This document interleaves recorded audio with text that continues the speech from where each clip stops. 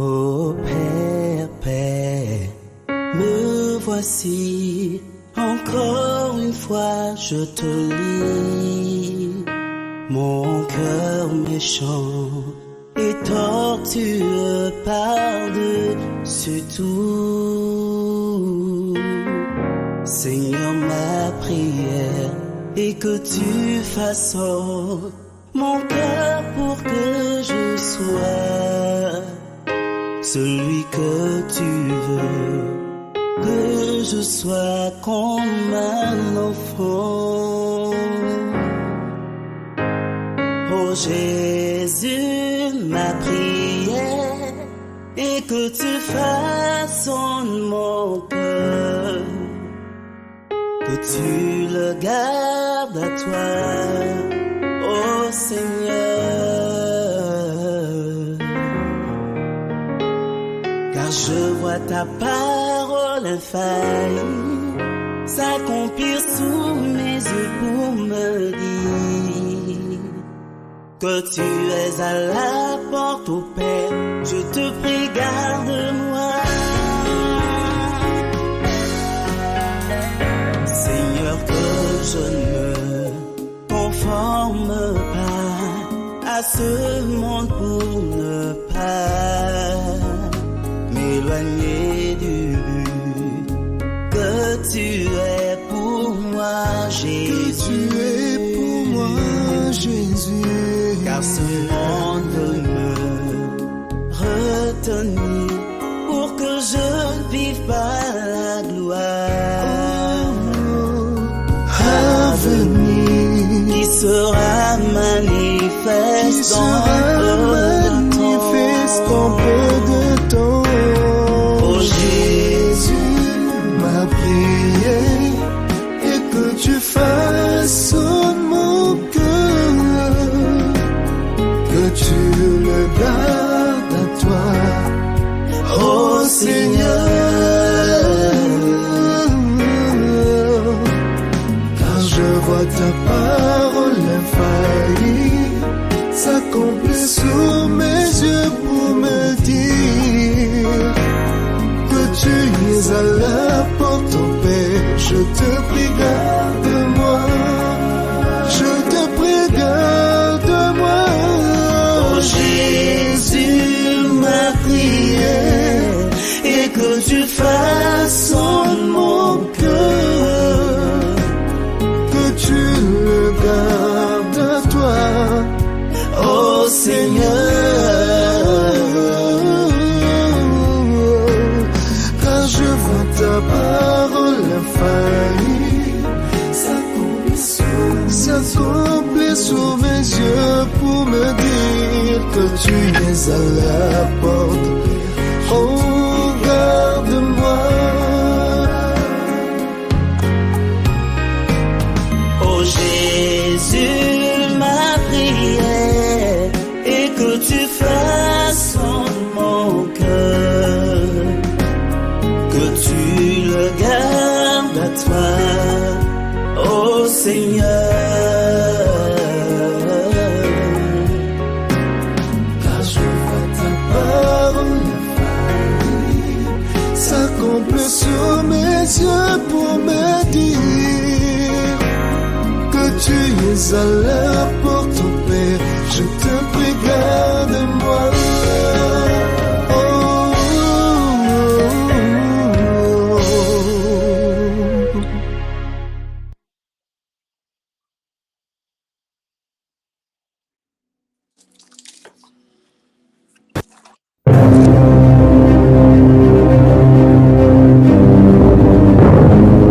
Bienvenue dans l'émission À la lumière de la parole de Dieu, une émission de partage, d'exhortation, d'enseignement et d'encouragement pour l'édification du peuple de Dieu. À la lumière de la parole de Dieu, une émission qui impacte et qui fait grandir dans la foi en Christ. À la lumière de la parole de Dieu, une émission animée par le pasteur Mathieu Rodonou, visionnaire du ministère Doctrine Christo. Vous connaîtrez la vérité et la vérité vous rendra libre.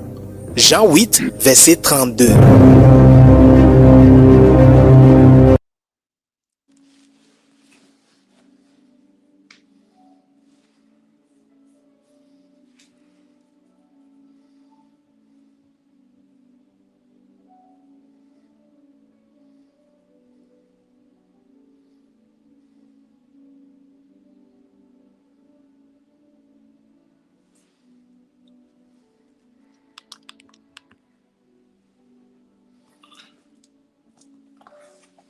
Je ne t'entends pas, Pasteur Mathieu. Excuse-moi, Pasteur Mathieu, je n'arrive pas à t'entendre. Excuse-moi.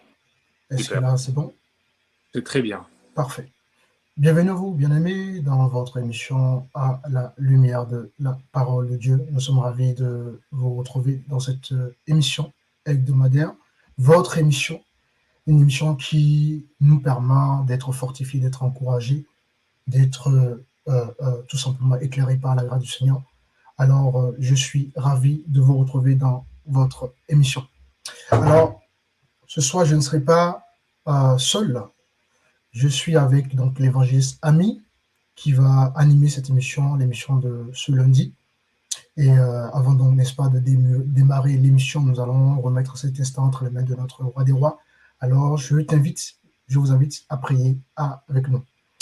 Adonai Père, nous te bénissons parce que tu as encore permis une fois de plus que nous puissions ce soir, n'est-ce pas, être là. Et nous te bénissons parce que tu nous permets de désirer ta parole, tu nous permets d'avoir soif tout simplement de ta parole. Et ce soir, je sais que tu nous feras encore du bien. Voilà pourquoi je prie pour que nos cœurs puissent être disposés. Que tu puisses tout simplement disposer nos cœurs, que nos cœurs te soient soumis ce soir, qu'à travers ton serviteur, tu puisses encore éclairer, fortifier, encourager tes enfants véritables à donner du gloire, papa. Prends le contrôle de cet instant et sois l'alpha, l'oméga, par ta grâce, dans le nom puissant de Jésus-Christ de Nazareth. Alors, soyez bénis, je vais laisser la parole à l'évangéliste Ami qui va animer cette émission. Donc, nous serons bénis et n'hésitez surtout pas à prendre vos Bibles avec vous. C'est très, très important de pouvoir lire les versets bibliques au fur et à mesure que voilà, les choses sont dites. Amir, tu m'entends? Très bien, pasteur. Et toi? Ok, parfait. Je te laisse du coup le contrôle. Très bien. Merci beaucoup, pasteur. Merci pour cette invitation. Je tenais à remercier à tous les téléspectateurs, les chers téléspectateurs qui nous suivent voilà, en ce direct. N'hésitez pas à partager parce que je crois fermement que quelqu'un a besoin d'entendre cette parole. Et ce soir, c'est vrai que nous allons aborder un sujet très, très important. Je crois qu'il nous concerne tous, tout à chacun d'entre nous. Peu importe le niveau spirituel, peu importe le niveau de maturité, peu importe également l'environnement où on se trouve, je crois fermement que cette parole s'adresse à chacun d'entre nous. Alors, comme l'avait évoqué le pasteur Mathieu, prenez voilà, vos Bibles, soyons comme les chrétiens de Bérée, selon Actes chapitre 17, verset 11. La parole déclare qu'ils s'empressaient pour aller écouter, n'est-ce pas, l'enseignement de l'apôtre Paul. Mais il ne s'arrêtait pas seulement d'écouter, mais il prenait également la parole de Dieu pour examiner. Donc soyons tout à chacun d'entre nous, voilà, des examinateurs, voilà, de la parole de Dieu. Et c'est vraiment très important. Et ce soir, je voulais vraiment évoquer un thème que le Seigneur m'a mis à cœur, qui s'intitule « Ranime ta flamme ». Ranime ta flamme, c'est quelque chose, je pense, qui nous parle particulièrement personnellement.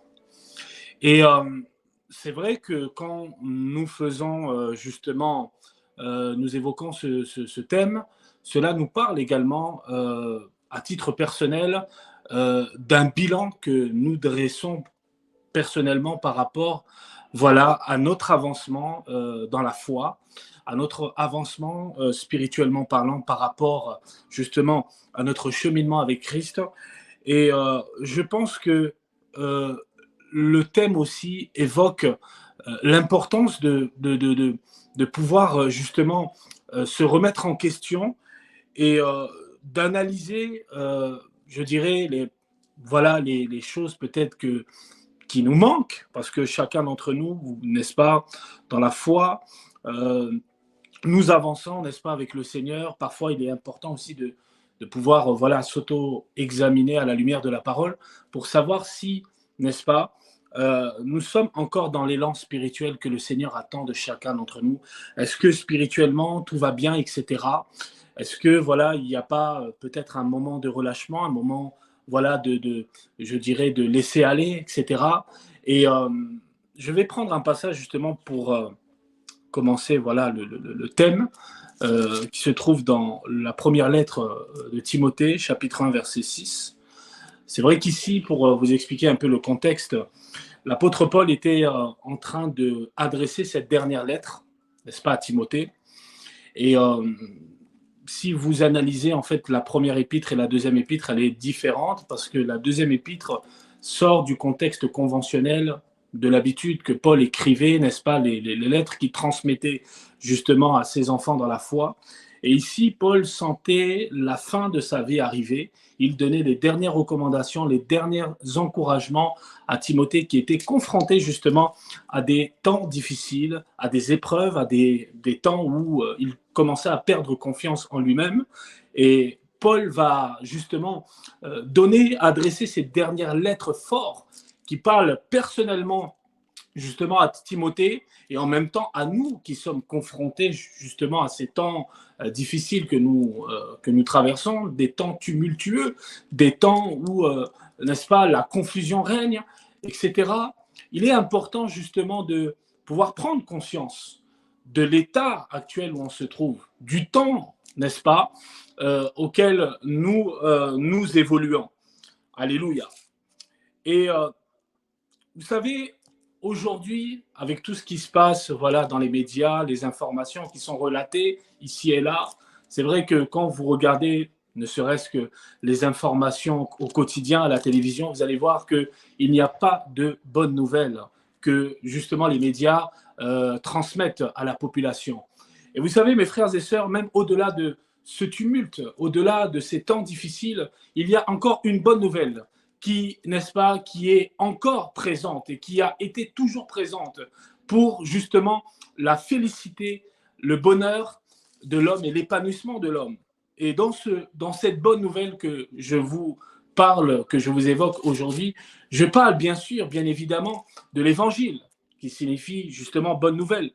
Et c'est vrai que parfois, il est important aussi de pouvoir nous déconnecter un peu des informations que nous entendons ici et là, etc. Parce que tout est fait pour que l'homme puisse perdre confiance. Tout est fait pour que l'homme, n'est-ce pas, puisse se décourager.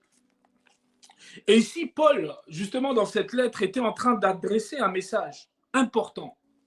Je pense que ça nous parle chacun d'entre nous. Je vais prendre le passage, je vais lire au nom de Jésus. 2 Timothée, chapitre 1, verset 6. Je lis au nom de Jésus. La Bible dit ceci. C'est pourquoi je t'exhorte à ranimer la flamme du don de Dieu que tu as reçu par l'imposition de mes mains. Ce qui est fort ici, Paul était en train de rappeler justement le don qu'il avait reçu au travers de l'apostolat de Paul, au travers de l'onction qui coulait sur la vie de Paul. C'est-à-dire cette onction que Paul avait reçue du Seigneur, l'avait transmise directement, automatiquement à ses fils dans la foi. Et Paul voyait le danger de l'apostasie qui menaçait justement la foi de plusieurs, entre autres Timothée qui était confronté à ce temps d'apostasie. Le mot apostasie vient du grec apostasia qui veut dire tout simplement abandon de la foi, abandon de manière délibérée de la foi. Et vous savez, quand nous parcourons un peu l'histoire de la Bible, vous allez voir qu'il y a eu plusieurs vagues d'apostasie. Je peux citer quelques exemples à l'époque d'Enoch, à l'époque, je peux dire aussi de Noé, lorsqu'ils n'ont pas accepté la parole de Dieu, ils ont sombré dans le déluge. Je peux donner également l'exemple aussi de Samuel. La Bible déclare dans 1 Samuel chapitre 3, « À ce temps-ci, la parole de l'Éternel fut rare. » Par là, nous comprenons l'état spirituel que à cette époque, Israël était confronté. On peut parler aussi également à l'époque de Gédéon. À l'époque de Gédéon également, Israël a sombré dans l'apostasie. Au point où, n'est-ce pas, la Bible déclare que les enfants d'Israël ont commencé à crier, à supplier Dieu toute la nuit, jusqu'à que Dieu puisse envoyer un signe. Et ce signe qu'il avait préparé pour ranimer la flamme de leur foi, c'était Gédéon, que le Seigneur avait envoyé pour justement ranimer l'espoir, pour ranimer, n'est-ce pas, le zèle que Israël avait perdu à cause de l'apostasie. Vous savez, l'apostasie ne vient pas subitement. C'est un processus. Et c'est comme, en fait, une hémorragie qui commence au stade primitif jusqu'à atteindre le stade terminal. C'est pour cela que pendant ce processus, il est important de se remettre en question. Alléluia. Regardez ce que Paul va nous dire. Je vais prendre un passage dans 1 Corinthiens chapitre 9, en parlant justement de la vigilance, en ce qui concerne voilà, notre foi. Parce que vous savez, la foi, c'est quelque chose de tellement précieux, mes frères et sœurs. C'est l'élément qui nous permet d'être agréable à Dieu. Et comme je vous disais tout à l'heure, apostasie veut dire simplement abandonner sa foi. Ce n'est pas parce qu'une personne va à l'église que sa foi est assurée ou que sa foi est garantie. Ce n'est pas parce que la personne proclame le nom de Jésus que la personne a encore la foi. Vous savez, regardez ce que Paul va nous donner un éclairage justement sur ce que je suis en train de vous dire. Alléluia. Alors, 1 Corinthiens chapitre 9, je vais prendre à partir du verset 24. Alléluia. 1 Corinthiens chapitre 9, à partir du verset 24. Je lis au nom de Jésus. Ne savez-vous pas que ceux qui courent dans le stade courent tous, mais qu'un seul remporte le prix? Courez de manière à le remporter. Tous ceux qui combattent s'imposent toute espèce d'abstinence. Alléluia. Et ils le font pour obtenir une couronne corruptible. Mais nous le faisons pour une couronne incorruptible. Alléluia. Le mot couronne incorruptible veut dire tout simplement la vie éternelle.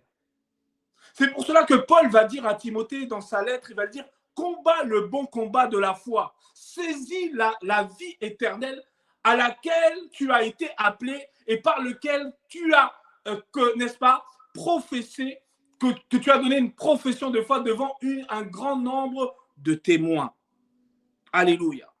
Et il va dire, moi je cours non pas comme à l'aventure, je frappe non pas comme bâton de l'air, mais je traite durement mon corps, je le tiens assujetti de peur d'être moi-même désapprouvé après avoir prêché aux autres. Alléluia, que Dieu bénisse sa parole. Ici, Paul nous évoque l'attitude qu'un enfant de Dieu doit maintenir pour garder sa foi.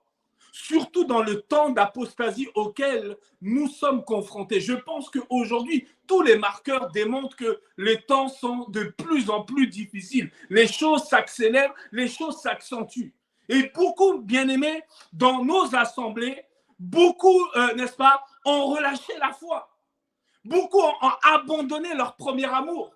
Beaucoup, n'est-ce pas, ont laissé par négligence des choses étrangères à Dieu entrer, à s'installer, n'est-ce pas, dans le temple de Dieu.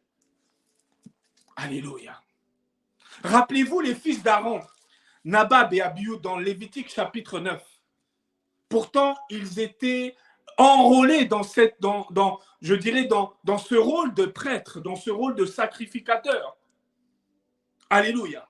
Dans ce rôle qu'ils avaient reçu, n'est-ce pas, par héritage de Dieu. Et ils devaient prendre soin de leur fonction, de leur charge sacerdotale. Et, n'est-ce pas, au lieu d'amener, n'est-ce pas, une offrande agréable à Dieu, ils ont amené un feu étranger. Et la Bible nous dit, n'est-ce pas, que le feu dévorant, lorsqu'il avait détecté ce feu étranger, qui était étranger à la vie de Dieu, qui était étranger à l'offrande que Dieu attendait des fils d'Aaron. Et la Bible nous dit que le feu dévorant les a tous consumés. Pourquoi? Parce qu'on ne se moque pas de Dieu, mes frères et sœurs. Dieu est saint. L'apôtre Pierre nous dira dans le premier livre, le premier épître de Pierre, chapitre 1, verset 15, si je ne me trompe pas, il dira « Puisque celui qui vous a appelé est saint, vous aussi soyez saints dans toute votre conduite. » Or, le mot saint ici, c'est le mot sanctification, qui veut dire se mettre à part, être complètement voué à Dieu. Parce qu'on ne peut pas parler de vocation sans parler du terme voué. Pour garder ta vocation que tu as reçue de Dieu, tu dois être entièrement voué à Dieu. Et ici, Paul va nous dire, pour reprendre ce passage, il va dire que beaucoup, n'est-ce pas, combattent et s'imposent toutes sortes d'abstinences. En faisant, n'est-ce pas, allusion justement aux athlètes. Vous savez, un athlète, lorsqu'il a des grandes compétitions, il y a ce qu'on appelle la préparation physique, il y a ce qu'on appelle l'entraînement, etc. Et pour se maintenir dans le top, il doit, n'est-ce pas, avoir une certaine abstinence de certaines choses, que ce soit au niveau alimentaire, que ce soit au niveau de l'environnement où il évolue. Il doit être, n'est-ce pas, maintenu dans un environnement propice à son évolution. Alléluia. Pour qu'il reste toujours au top. C'est également pour nous aussi, la même chose pour nous les enfants de Dieu. Nous devons être dans un environnement propice. Nous devons être dans la présence de Dieu. C'est là où nous allons pouvoir croître. C'est là où nous allons pouvoir évoluer. C'est là où nous allons pouvoir porter du fruit. C'est là où nous allons maintenir la foi. Alléluia. Parce que vous savez, mes frères et sœurs, Dieu ne marche pas avec les paresseux. Qu'est-ce que Proverbe chapitre 12 nous dit? Nous dit, n'est-ce pas, le précieux trésor de l'homme, c'est l'activité. Mais il va dire quelque chose de très important avant. Il dira que le paresseux ne peut pas rôtir son gibier. Ça veut dire qu'en d'autres termes, le paresseux, n'est-ce pas, ne pourra pas bénéficier des œuvres de son travail. Pourquoi? Parce qu'il ne travaille pas. Quelqu'un qui ne travaille pas ne peut pas bénéficier des œuvres du travail. Donc, en d'autres termes, ne peut pas bénéficier du salaire. Alléluia. Et il dira, le précieux trésor de l'homme, c'est l'activité. Il n'y a que par l'activité, mon frère, ma sœur, que tu pourras saisir ton trésor. Et le trésor dont il est question, c'est la foi en Christ. C'est ce qui te maintiendra, n'est-ce pas, dans sa présence. Or, nous savons aujourd'hui, mes frères et sœurs, notre foi n'a pas été aussi éprouvée que dans le temps que nous nous trouvons aujourd'hui. Alléluia. Où nous voyons, n'est-ce pas, des mesures n'est-ce pas, politiques qui sont prises, qui vont à l'encontre de notre foi. Où tout est fait. L'intelligence artificielle, l'avancement technologique, tout est fait, mes frères et sœurs, pour nous déconnecter de l'essentiel. Tout est fait pour que nous puissions perdre notre spiritualité en Christ.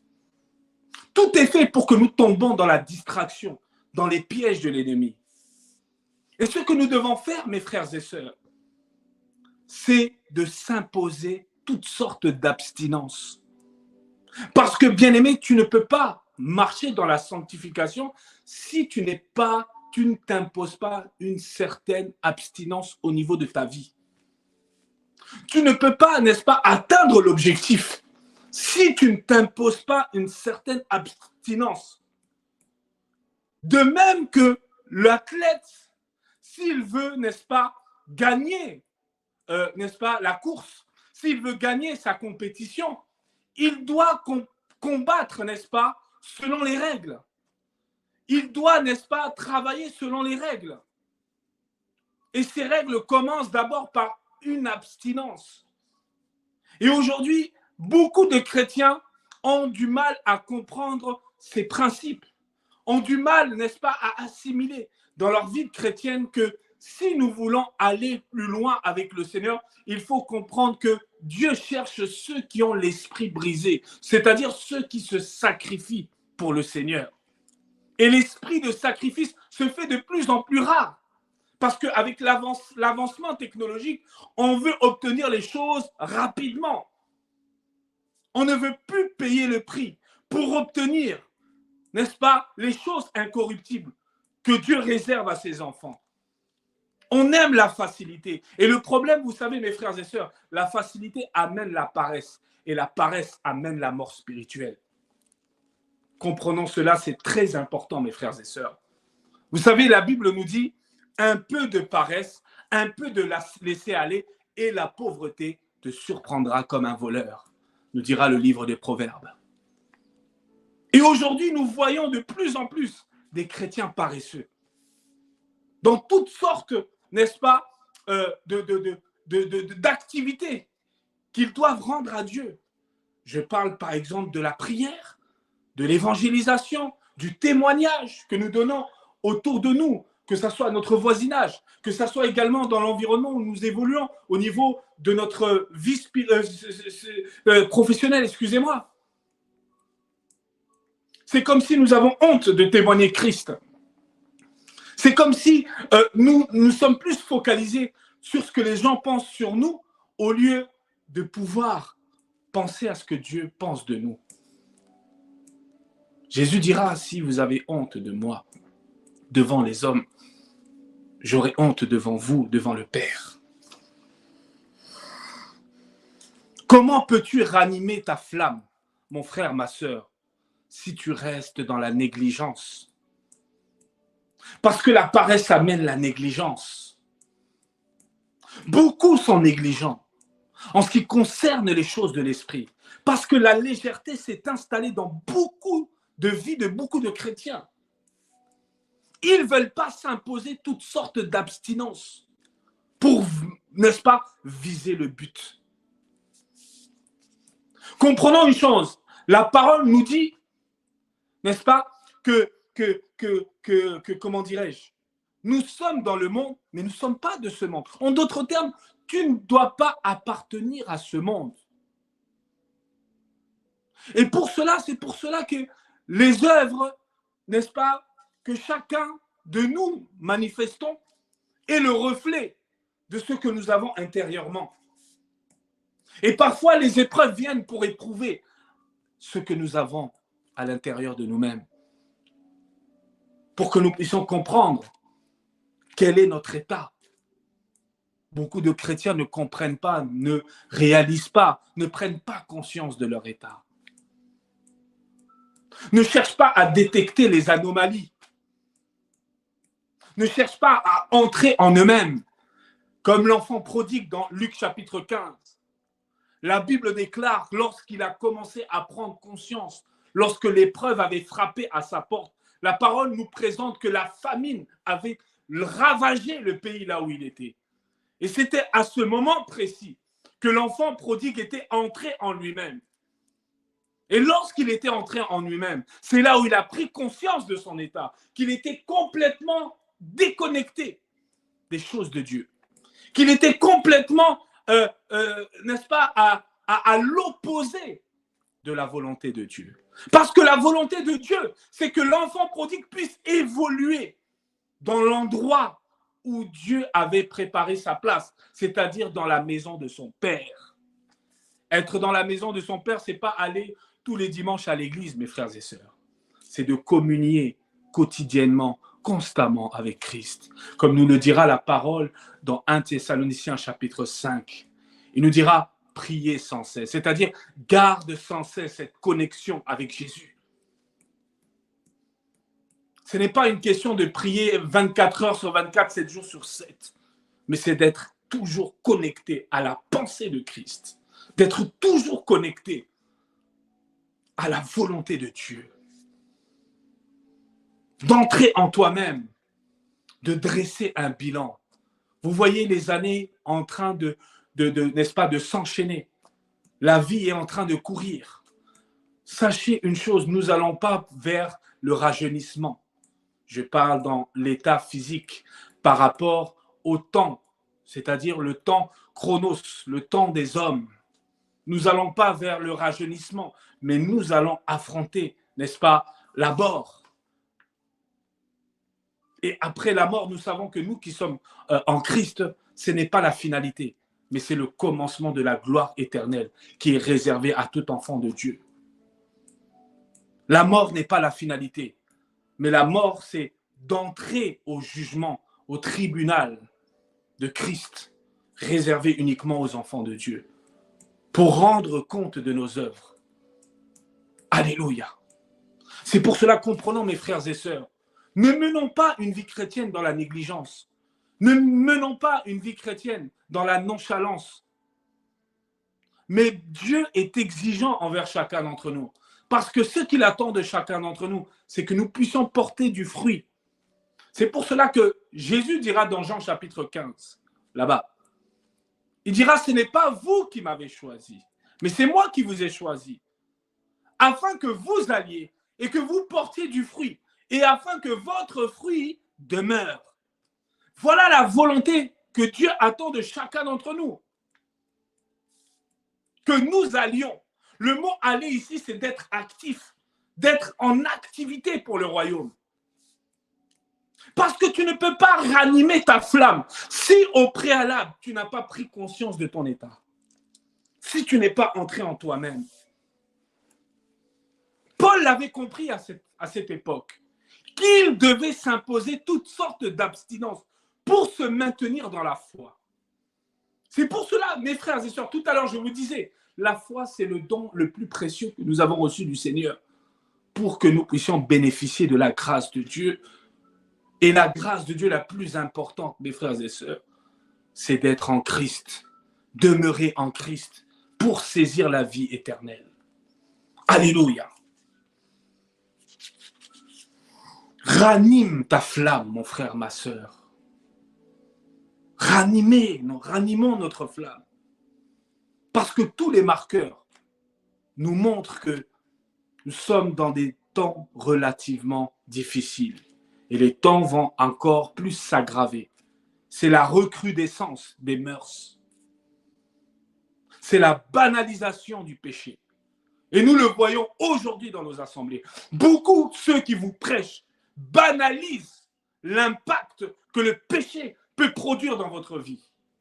C'est pour cela que la Bible déclare, Romains chapitre 6, verset 26, le salaire du péché, c'est la mort. Or, le don gratuit de Dieu, c'est la vie éternelle en Jésus-Christ.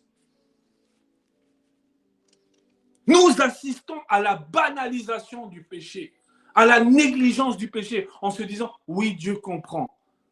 Oui, Dieu comprend. Dieu machin ça. Mais mes frères et sœurs, ne jouons pas avec le péché. Parce que jouer avec le péché, c'est comme si tu joues avec la mort. Tu es en train de flirter avec la mort. Alléluia. Parce que nul ne sait l'heure exacte lorsque le Fils de l'homme reviendra pour enlever ses élus. Mais ce qui est sûr, chaque jour que Dieu nous donne, nous devons nous préparer à cet avènement. Nous devons nous préparer, chacun d'entre nous. Et cela commence d'abord par entrer en soi-même. Vous savez, Dieu fait grâce aux humbles. Il résiste aux orgueilleux. L'orgueilleux, c'est celui qui ne se remet jamais en question. Alléluia. Ranime ta flamme. Parce que cette flamme que le Seigneur a mis en toi, c'est le don que tu as reçu par l'Esprit de Dieu, par l'imposition des mains. Le mot don ici vient du grec charisma, qui veut dire tout simplement une faveur inéméritée que tu as reçue de Dieu. C'est pour cela que lorsque nous parlons de don, nous parlons aussi de grâce, parce que don et grâce ont la même étymologie dans le grec. Comme je vous disais, don veut dire charisma, qui veut dire une faveur que Dieu t'a accordée alors que tu ne l'as pas méritée, et grâce vient du grec charis. C'est pour ça qu'on dit aussi, je dirais, les associations caritatives. Tout cela tire, n'est-ce pas, de l'origine n'est-ce pas, de ce mot, le mot grâce dans la Bible. Comprenons que la grâce de Dieu a été accordée à un grand prix. Quand tu réalises, mon frère, ma sœur, que Jésus a livré sa vie à la mort sans hésitation pour te sauver, mon frère, ma sœur, tu ne peux pas rester insensible face à une telle œuvre merveilleuse que Jésus a accomplie à ta place.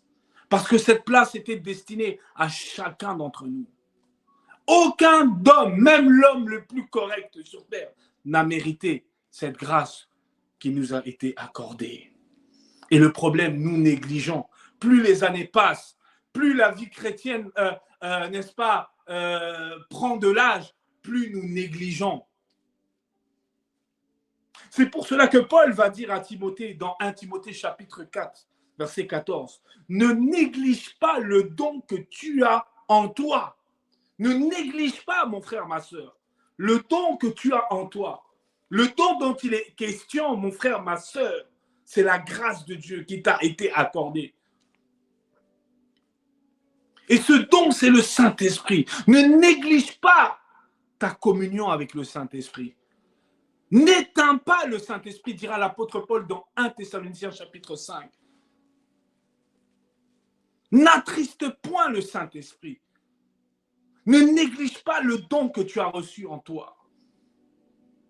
Parce que personne ne connaît ni l'heure, ni, n'est-ce pas, le moment exact où le Seigneur de gloire reviendra. En tout cas, ce qui est sûr, Jésus revient.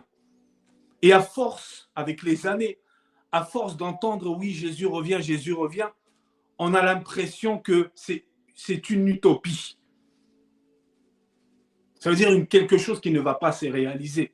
Or, toutes les prophéties, la majeure partie des prophéties bibliques qui annonçaient son retour sont en train de s'accomplir jour après jour. Et pendant ce temps-là, nous sommes en train de négliger. Nous sommes en train de dormir. Nous ne sommes pas en train de veiller. Nous ne sommes pas en train d'être postés comme des sentinelles. Nous négligeons ces choses-là parce que nous sommes entraînés dans des futilités. Nous sommes entraînés dans la distraction. Nous sommes entraînés, n'est-ce pas, dans la méchanceté. Nous sommes entraînés dans la colère. Nous sommes entraînés dans la jalousie. Nous sommes entraînés dans le mépris, dans l'insensibilité. Nous sommes entraînés dans toutes ces banalités qui ne sont pas bénéfiques pour notre foi, qui ne sont pas bénéfiques parce que nous négligeons le don que nous avons reçu du Seigneur. Nous négligeons cela. Nous ne mettons pas en œuvre correctement ce que le Seigneur a mis en nous. Le problème, c'est un manque de foi, un manque d'implication, un manque d'engagement, un manque de courage, un manque d'effort. Vous savez, la parole nous dira là-bas dans l'épître de Jacques, il dira « Approchez-vous de Dieu et il s'approchera de vous ». Le problème, on ne fait pas la première démarche. On attend que les choses se passent et on se croise les doigts, croyant que Dieu va faire tout à notre place. Non! Jésus a déjà tout accompli pour toi. Mais tu ne dois pas te croiser les bras, mon frère, ma soeur. Paul ici va dire, mais je traite durement mon corps et je l'assujettis de peur d'être désapprouvé après avoir prêché aux autres. La plus grande crainte que Paul ressentait durant toute sa vie ministérielle, c'est d'être disqualifié de Dieu. Pourtant, Paul a tout délaissé, a tout abandonné pour le Seigneur. Il a même abandonné le mariage pour se consacrer à Jésus. Je parle bien du mariage terrestre. Alléluia. Et aujourd'hui, nous voyons des chrétiens négligents, des chrétiens qui n'ont pas cet esprit de sacrifice, qui n'ont pas cette implication jusqu'au bout, qui négligent ce que Dieu leur a donné, qui négligent l'œuvre de la croix. Alléluia. Parce que le problème, c'est un problème d'intérieur. On ne prend pas le temps de nous mettre face à nous-mêmes. On ne prend pas le miroir spirituel qui est la parole de Dieu pour la méditer suffisamment pour que nous puissions analyser, constater nos défauts spirituels. On ne prend pas le temps. On court plus après l'argent, on court plus après le monde, on court plus après, n'est-ce pas, d'avoir la reconnaissance des hommes, on court plus, n'est-ce pas, auprès des choses vaines que des choses incorruptibles. Vous savez, Dieu nous donne 24 heures quotidiennement. Et Dieu nous appelle à être des bons gestionnaires de ce temps que Dieu nous accorde. Vous savez, avoir la vie, ce n'est pas un acquis, mais c'est une grâce de Dieu. Et quand tu réalises en ton fort intérieur que ta vie toi-même que tu as là, ce n'est pas toi qui es le maître de ton propre souffle que tu portes, mais c'est Dieu qui t'a accordé ces choses-là. Pour que tu puisses travailler pour le Seigneur avec reconnaissance et comprendre qu'il t'a sorti des ténèbres pour t'amener dans son admirable lumière, pour que tu ne sois plus dans le tourment de Satan, pour que tu sois libre et vivre la véritable liberté que Christ procure à ses enfants. Dieu nous demande à chacun d'entre nous de ne pas négliger le don que nous avons reçu de lui, de ne pas cacher le talent du Seigneur que le Seigneur a mis en nous, de ne pas enterrer le talent, mais de le mettre à contribution pour l'avancement de l'œuvre. Certains vont se poser la question, mais qu'est-ce que je peux faire, Seigneur, pour ton œuvre? Qu'est-ce que je peux faire? Ou certains, par manque de confiance en soi, ressentent le sentiment de ne pas être utile. Mon frère, ma sœur, je veux te dire ce soir, t'encourager. Dans l'œuvre de Dieu, il n'y a pas le chômage. Tous, chacun d'entre nous, ceux qui ont pris conscience de l'engagement sacré, n'est-ce pas, en Christ, ont une utilité à donner pour l'avancement du royaume. Comprenons une chose, mes frères et sœurs. Nous avons été sauvés par la grâce de Dieu pour que, n'est-ce pas, que nous mettons notre vie à contribution pour le salut des âmes. Ne pas perdre cet objectif. Dieu ne nous a pas positionnés pour chercher des richesses incertaines qui vont s'effondrer demain, ou des bâtiments, ou des biens immobiliers, ou des biens pécuniaires qui vont s'effondrer demain, que aucun d'entre nous ne ramènera à sa tombe. Toutes ces choses resteront sur terre et elles se détruiront sur terre. Toutes ces choses sont appelées à disparaître. Il est très important de réfléchir à ça, mes frères et sœurs. Dieu, ce qu'il demande de chacun d'entre nous, c'est que nous puissions offrir notre vie entièrement. Et de prendre conscience de la grâce que nous avons d'appartenir à Christ. D'avoir cette grâce, n'est-ce pas, de réaliser cette grâce, de pouvoir servir le Seigneur. De pouvoir avoir cette opportunité, ce privilège de nous rendre utiles pour le salut des âmes. Car vous savez, la Bible déclare, lorsque une âme se repent et se donne à Jésus, il y a une fête au ciel qui se fait lorsqu'une âme abandonne le monde et donne sa vie à Jésus. Car il y a plus de joie de donner que de recevoir. Quand tu cherches à plus recevoir que donner, tu vas négliger le don que tu as reçu de Dieu en toi. Tu ne pourras pas ranimer la flamme. Aujourd'hui, mes frères et sœurs, plus que jamais, nous devons comprendre que, mes frères et sœurs, il y a un sens d'effort à fournir pour que cette flamme ne puisse pas s'éteindre. Et quand nous parcourons la parole de Dieu dans le livre de Lévitique, chapitre 6, à partir de verset 5 et verset 6, la Bible dit ceci, que chaque matin, les sacrificateurs allaient vers l'autel et amenaient du bois. Et la Bible déclare que le feu brûla continuellement sur l'autel et ne s'éteindra point.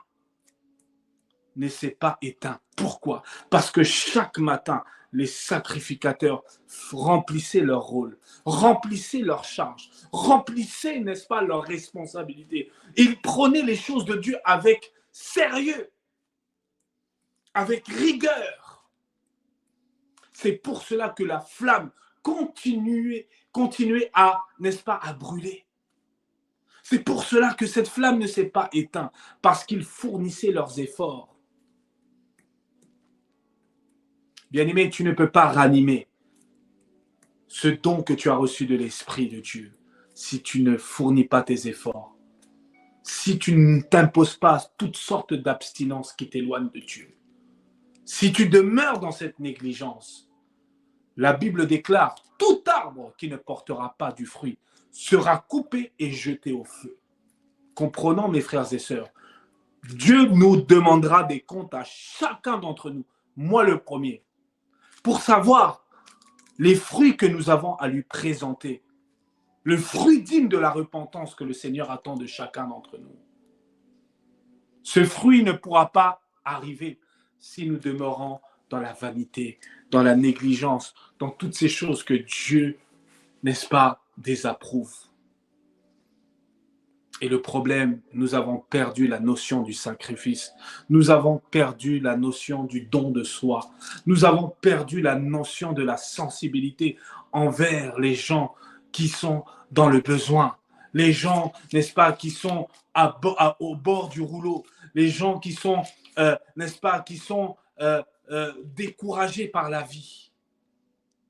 Nous avons perdu ce tact. Nous avons perdu cette sensibilité. Nous avons perdu, n'est-ce pas, la miséricorde. Nous avons perdu ces choses-là, mes frères et sœurs. Parce que chacun d'entre nous s'occupe de sa propre vitrine. Nous sommes devenus de plus en plus insensibles, de plus en plus égoïstes. Et nous cherchons constamment notre propre intérêt, au lieu de l'intérêt général. Comment voulez-vous, mes frères et sœurs, que le corps du Christ, n'est-ce pas, puisse être en bonne santé? La Bible nous dit, lorsqu'un membre souffre, tous les autres souffrent également. Par là, nous comprenons que l'égoïsme ne peut pas être compatible avec ces choses. L'activité, mes frères et sœurs, quelles sont les œuvres que tu vas présenter à Dieu?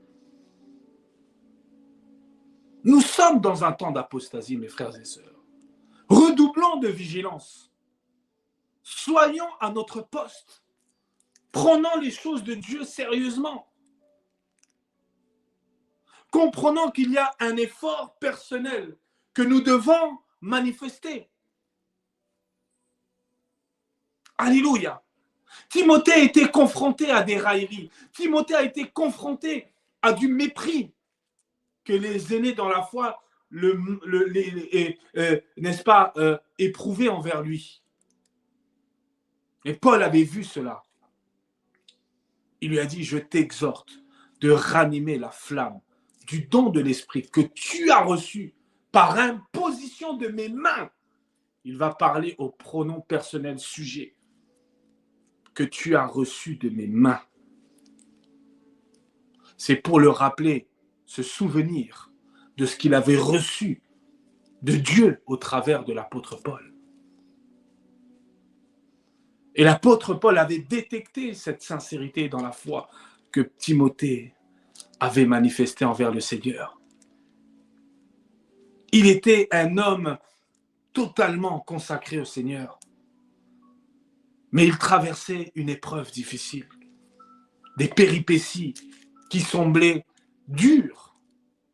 Et il avait besoin justement que son père de la foi puisse, n'est-ce pas, lui donner les paroles qu'il avait besoin pour reprendre courage, pour qu'il puisse, n'est-ce pas, puiser sa force dans le Seigneur afin de ranimer cette flamme.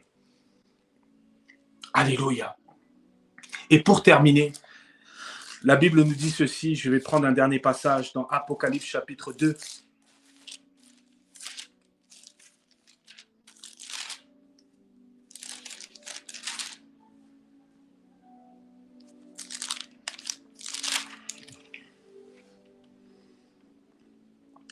Apocalypse chapitre 2 à partir du verset 4. Je lis au nom de Jésus très rapidement, il nous reste quelques petites minutes et après nous allons rapidement prier et après nous allons nous séparer dans la paix du Seigneur. Je lis au nom de Jésus très rapidement, la Bible dit ceci, « Mais ce que j'ai contre toi, c'est que tu as abandonné ton premier amour. Souviens-toi donc d'où tu es tombé. Repens-toi et pratique tes premières œuvres, sinon je viendrai à toi et j'ôterai ton chandelier de sa place, à moins que tu ne te repentes. » Ici, le Seigneur était en train de s'adresser particulièrement à l'une des 7 églises dans l'Apocalypse. Et cette église, c'est l'église d'Éphèse. Et pour les lecteurs de la Bible, comprendront que Éphèse était une ville située en Asie mineure, dans l'actuelle Turquie. Et quand vous parcourez Actes chapitre 19, vous allez voir qu'il y a eu une grande émeute à Éphèse, parce que lorsque Paul était venu, n'est-ce pas, par l'ordre du Saint-Esprit, il est venu pour, n'est-ce pas, prêcher l'évangile et poser les fondements, n'est-ce pas, apostoliques, pour, n'est-ce pas, bâtir l'œuvre de Dieu dans cette ville. Et cette ville était à la base consacrée à la Diane d'Éphèse. Et cette Diane d'Éphèse avait le règne, était une entité spirituelle justement qui régnait, n'est-ce pas, dans ce port en Asie mineure. Et tous les Éphésiens à cette époque-là, n'est-ce pas, qui sont de tradition helléniste, amenaient des offrandes, des sacrifices à des idoles, etc. Et Paul, n'est-ce pas, était venu justement pour abattre cette entité spirituelle afin de pouvoir bâtir l'œuvre de Dieu. Et cette ville était confrontée justement à l'apostasie. Elle avait un héritage justement spirituel où beaucoup de gens, n'est-ce pas, étaient plongés dans l'apostasie. Et voici, le Seigneur ici va reprendre cette église.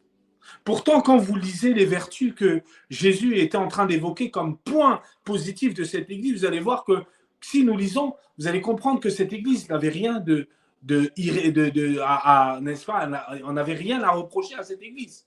Mais pourtant, le Seigneur va trouver une raison valable pour pouvoir présenter ses reproches à cette église. Il va dire, mais ce que j'ai contre toi, tu as abandonné ton premier amour.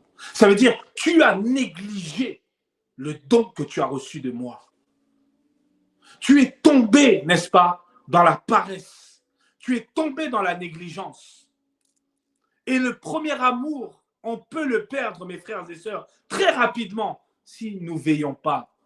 Si nous tombons n'est-ce pas, dans la distraction, si nous tombons dans la négligence, sachez que nous nous exposons à la perte du premier amour. Ça veut dire que tu peux aimer Jésus, mais en même temps ayant perdu le premier amour. Ça veut dire que le premier amour, ça évoque le fait de mettre Jésus comme axe central dans ta vie, comme la priorité dans ta vie, comme, n'est-ce pas, l'intérêt qui prime au-dessus de toutes tes intérêts dans ta vie. Et ici, le Seigneur va reprocher cette église parce que cette église a perdu le feu sacré, a perdu, mes frères et sœurs, ce feu. Et elle était confrontée à cette apostasie.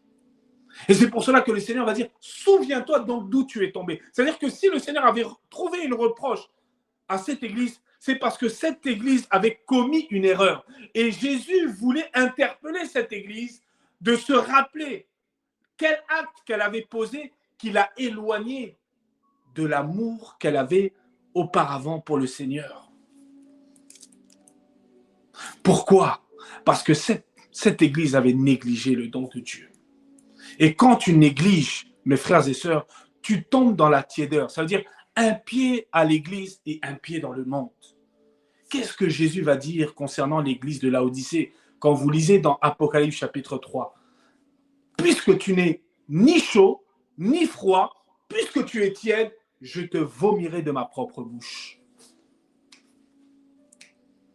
Le problème, c'est que nous considérons plus la bonté de Dieu et nous oublions que Dieu est dur en châtiment. Et n'est-ce pas, nous nous permettons toutes sortes de complaisance envers le Seigneur. Et nous nous permettons toutes sortes de négligence envers les choses de Dieu. Et nous prenons Dieu comme un copain, alors que Dieu est Seigneur. Et nous devons lui témoigner toute la crainte et la révérence. Sachez, mes frères et sœurs, lorsque nous allons comparaître devant Dieu, personne ne peut se cacher. Bien-aimés, tous nos œuvres seront exposées à la lumière. Et Dieu jugera tout à chacun d'entre nous pour toutes les œuvres que nous avons accomplies. Parce que personne ne sait ni l'heure, ni le jour où le Seigneur décidera de nous prendre. Comprenons une chose, mes frères et sœurs, nous devons nous être prêts à chaque instant et de commencer et être prêts, mes frères et sœurs, ça commence par être actif pour le royaume, être actif pour Dieu. C'est la seule manière, mes frères et sœurs, pour pouvoir maintenir la flamme du Seigneur.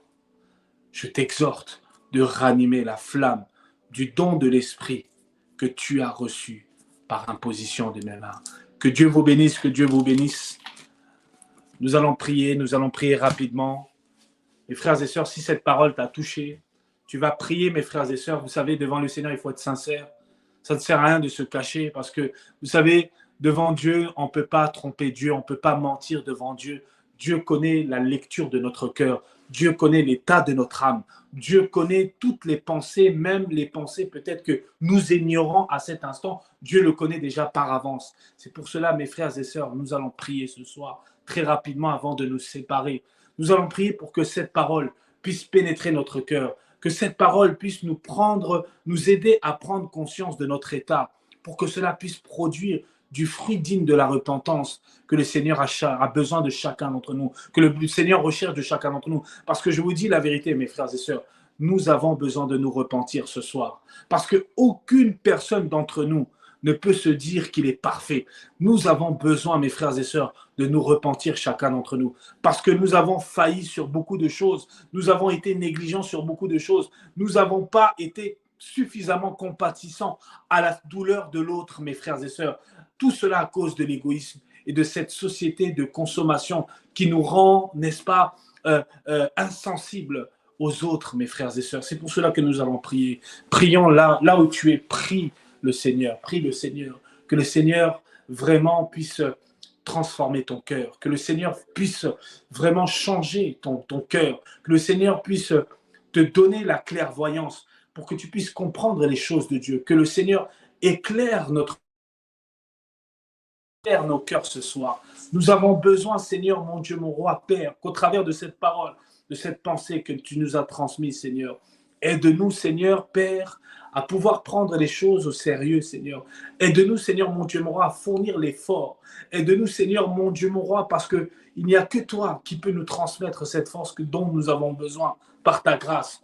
Pour pouvoir, Seigneur, mon Dieu, mon roi, braver les épreuves auxquelles nous sommes confrontés. Seigneur, dans ces temps de confusion, dans ces temps de relâchement, où plusieurs font naufrage par rapport à la foi. Seigneur, Seigneur, oh mon Dieu, mon roi, pour celui, Seigneur, qui a besoin d'être fortifié, Seigneur, que tu le fortifies. Pour celui qui est tombé, Seigneur, je prie que tu le relèves. Pour celui, Seigneur, mon Dieu, mon roi, qui est au bord du gouffre, Seigneur, de la même manière que tu as sorti Daniel de la fosse au lion, que tu fasses sortir ce soir quelqu'un qui est, Seigneur, mon Dieu, mon roi, emprisonné dans la fosse au lion. Seigneur, oh mon Dieu, mon roi, je prie que celui qui est tombé, Seigneur, mon Dieu, mon roi, Père, qu'il se relève, Seigneur, mon Dieu, mon roi, que tu lui donnes une force, Seigneur, Père, afin que, Seigneur, qu'il ne demeure pas dans la culpabilité, mais qu'il prenne conscience, Seigneur, mon Dieu, mon roi, de sa vie chrétienne, Seigneur, mon Dieu, mon roi. Je prie, Seigneur, ce soir, que, Seigneur, mon Dieu, mon roi, que chacun d'entre nous, nous puissions prendre au sérieux, Seigneur. Nous puissions prendre au sérieux notre engagement, notre rien de ce monde ne nous pour toi, Seigneur, mon Dieu, mon roi. Empêche de marcher dans tes voies comme dira ta parole dans le psaume 51.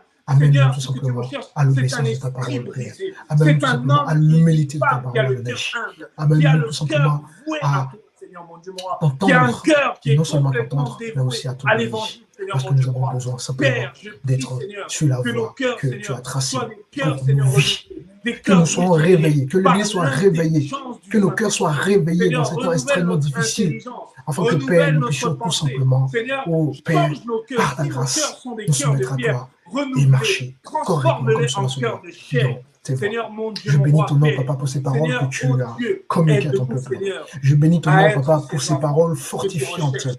Que Père, que cœur ne reste pas insensible à ces choses, que nos cœurs ne restent pas indifférents à ces choses, Père, parce que chacun de tes âmes, chacun de tes enfants, chacun de ton peuple puisse entendre ta voix, puisse écouter ta voix, puisse obéir à ton appel, à ta voix, dans le nom puissant de Jésus-Christ de Nazareth. afin que, Seigneur, nous puissions aller de l'avant avec toi, Seigneur. Merci, Seigneur, pour cette parole.